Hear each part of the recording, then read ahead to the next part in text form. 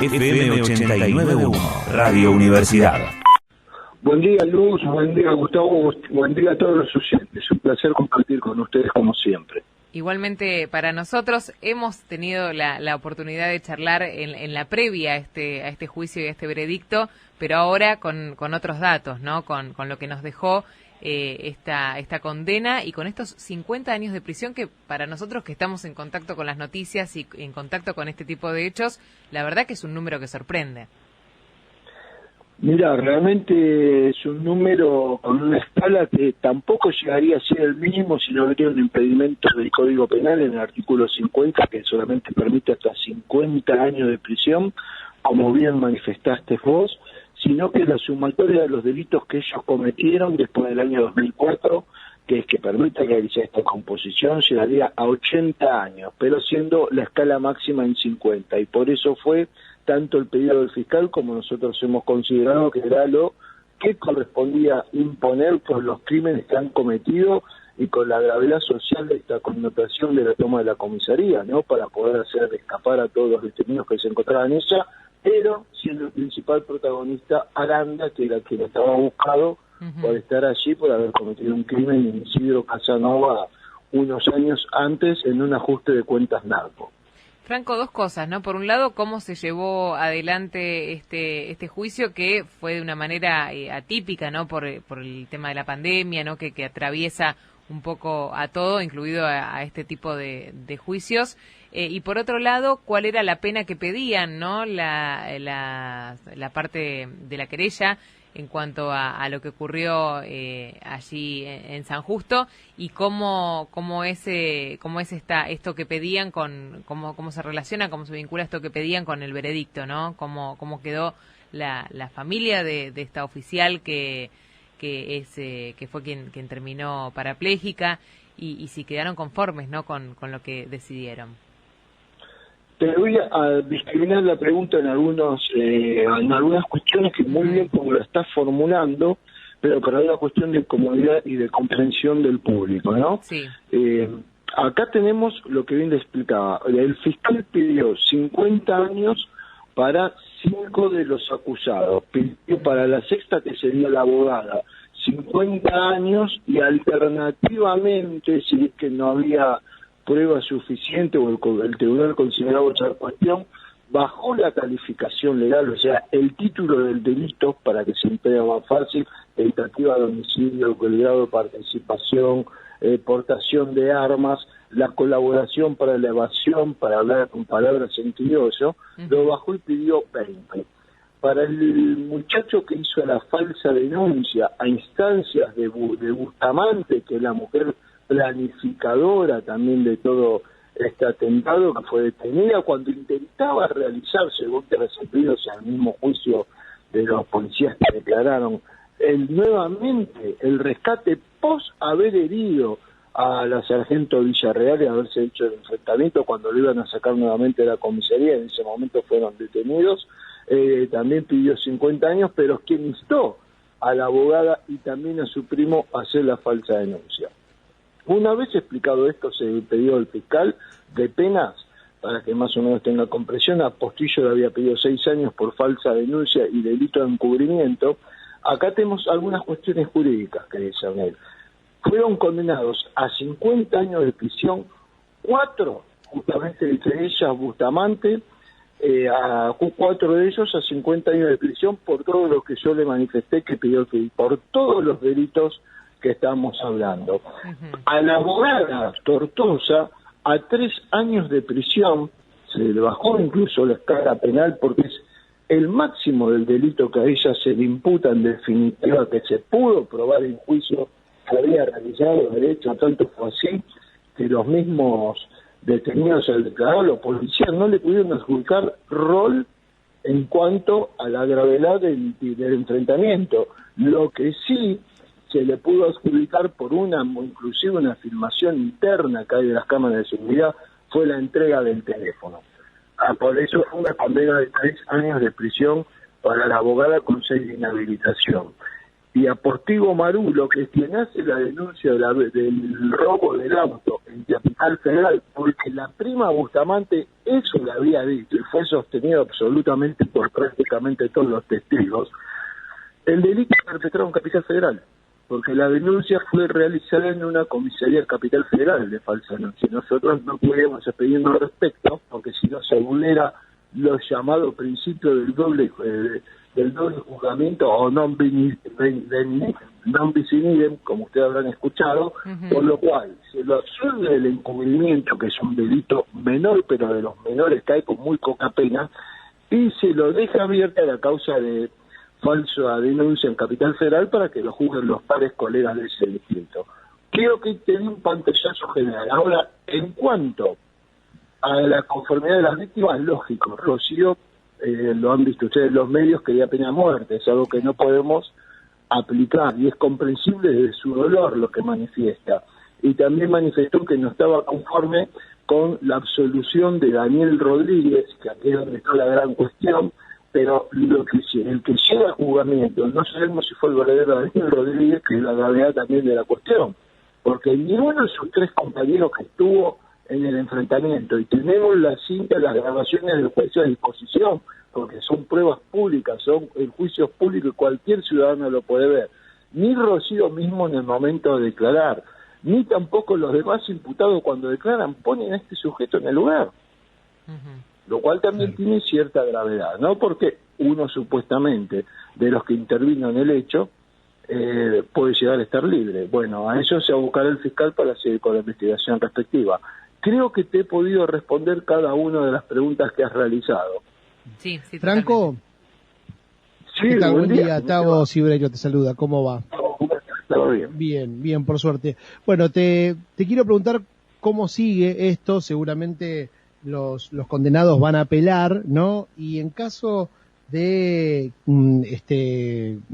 confirmarse la condena de 50 años, la pregunta que quizás se esté haciendo la gente, teniendo en cuenta lo que viene ocurriendo con la justicia en los últimos años, es cuándo podrían salir, ¿no? Ya sea con salidas transitorias, cuándo podrían pedir quizás arresto domiciliario, ¿no? Esas cuestiones.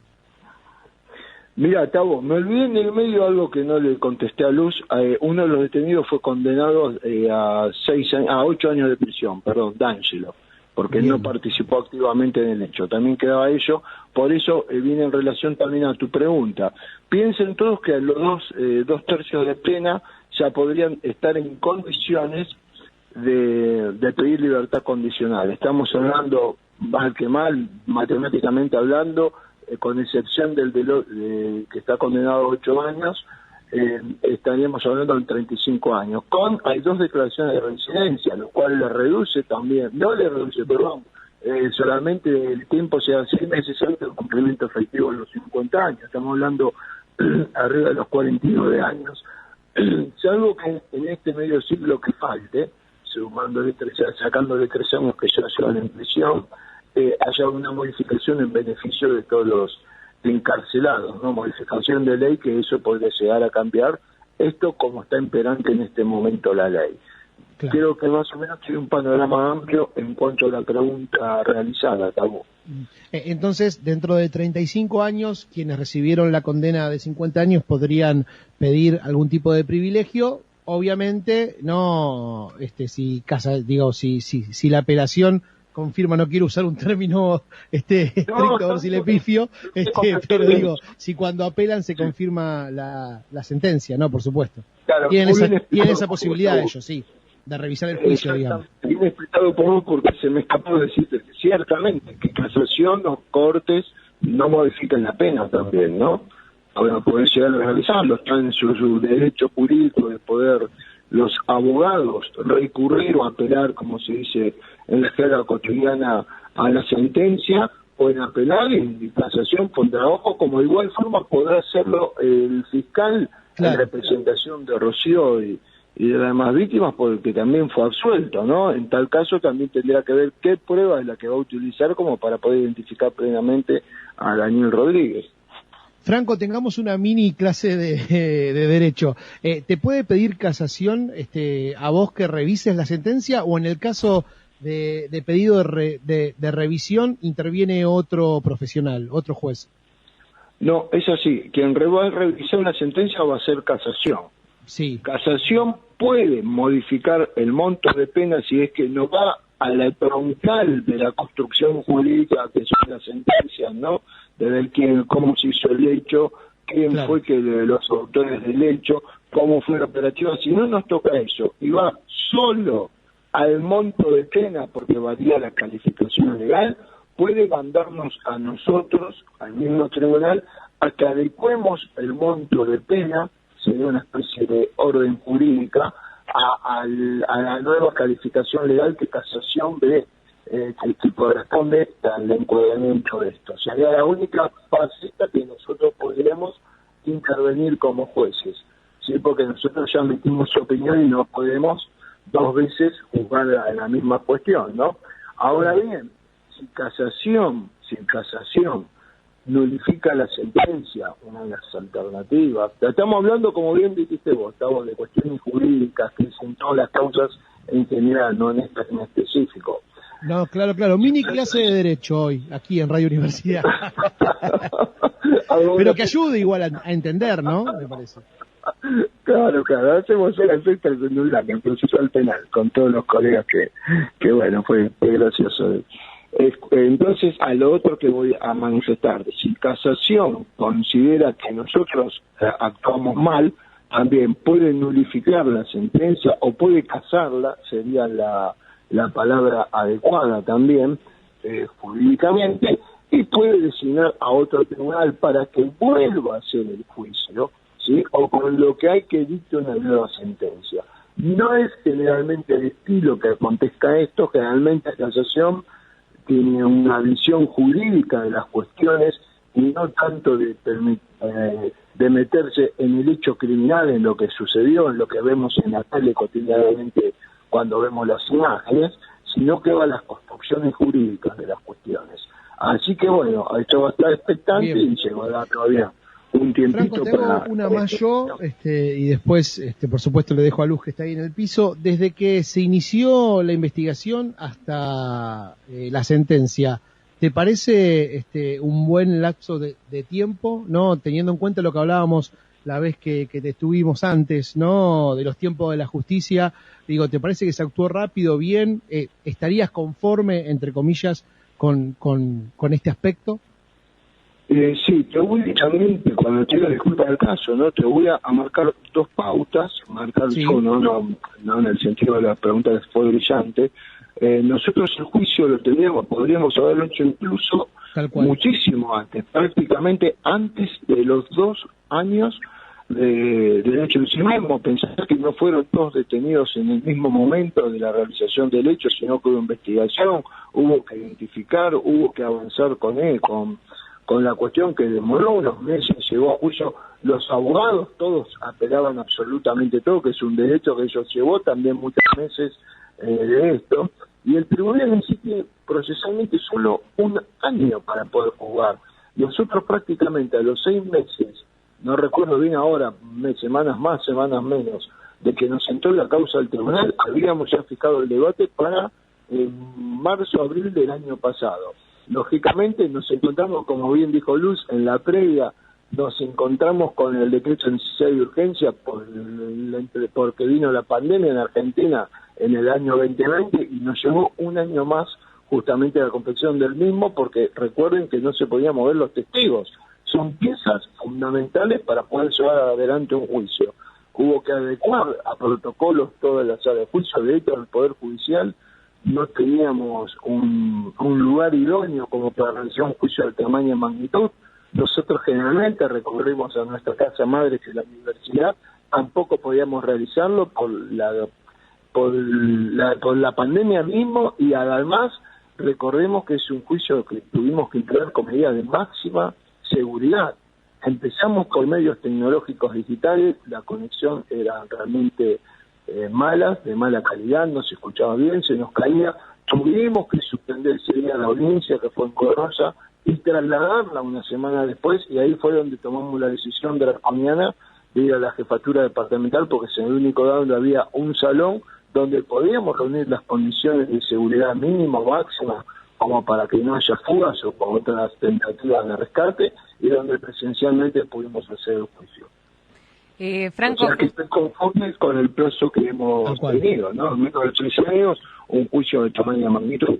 Justo que nombraste esto, ¿no? De cómo fue el protocolo, de esto de no poder trasladar a los testigos y tratar de conectar a todos y que esta conexión se mantenga y se pueda llevar adelante un juicio. Bueno, sabemos que este juicio se inició de manera presencial, como vos comentabas, el 26 de marzo. De esta manera, ¿no? Fueron siguiendo, bueno, por la plataforma Teams, desde las unidades carcelarias y demás, pero ¿cómo ves el tema juicio por jurados, ¿no? Que vos estuviste muy pendiente de esto, fuiste parte de esos juicios también aquí mismo en la universidad. ¿Se puede volver a esto? ¿Se está trabajando de alguna manera específica en el marco de la pandemia con el juicio por jurados? Mira, qué brillante pregunta, ¿no? Para la comunidad matancera y la sociedad de la provincia de Buenos Aires en general, que es donde se implementan juicios por jurados. Nos vemos realmente nuevamente en un impedimento por esta segunda ola que llamamos, un impedimento que de alguna forma vamos a tener que solucionar, porque recordemos que cuando nosotros tenemos que realizar en una sala de pequeñas magnitudes o de magnitudes no idóneas, porque uno dice pequeñas, pero se pueden realizar juicios normales, pero cuando vienen tenemos por lo menos 48 miembros del jurado para el sorteo, más todo el bagaje de seguridad, más todo el bagaje del tribunal de la carga humana, estamos en el orden de 70 personas en una sala. Y sabemos que prácticamente es imposible. Imagínense esto, ¿no?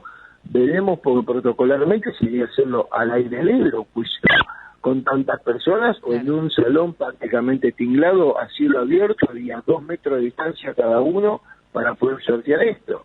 Pero con el gran inconveniente que ante el mínimo síntoma tenemos que quedar todos en cuarentena, guardados en casa, inclusive los miembros del jurado, se cae el juicio, es nulo. Y no hay posibilidad, digamos, de citar a la gente que participe de manera online.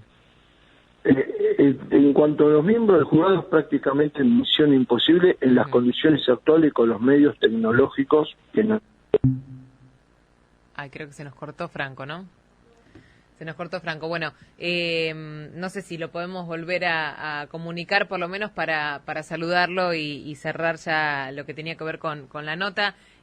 Repasando un poco lo que nos comentaba, bueno, le hemos preguntado sobre alegatos también, de acuerdo a lo que va a ser este desarrollo, ¿no? Después de haberlos condenado a 50 años de prisión, estos 4 integrantes de la banda que atacó una comisaría para liberar a un detenido. Ahora sí retomamos el contacto. Recordamos, estábamos charlando con el juez del Tribunal Oral Criminal número 4 del Departamento Judicial de La Matanza, Franco Fiumara. Franco, se nos cortó ahí cuando estábamos charlando del juicio por jurados. Luz, es tragicómico, pero a las pruebas me remito, como decimos nosotros y ustedes también. Acá tenemos un cabal ejemplo de lo que nos pasa a veces en los juicios. Claro, imagínate sí, esto, con 48 jurados, todos los miembros del tribunal, fiscales y defensores, que estamos en el orden de 70 en una misma carga, hablando todos a la vez, casi es imposible. Sí, totalmente.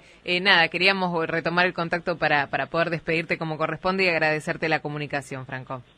Saben que es un gusto compartir con ustedes, que vamos desmenuzando las cuestiones y siempre a disposición, estimados colegas y amigos. Un saludo grande.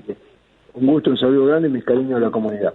Franco Fiumara, juez del Tribunal Oral Criminal número 4 del Departamento Judicial de La Matanza, cuando pasaron 30 minutos de las 8. Desde la Universidad Nacional de La Matanza, Radio Universidad FM 89.1. Siempre cerca.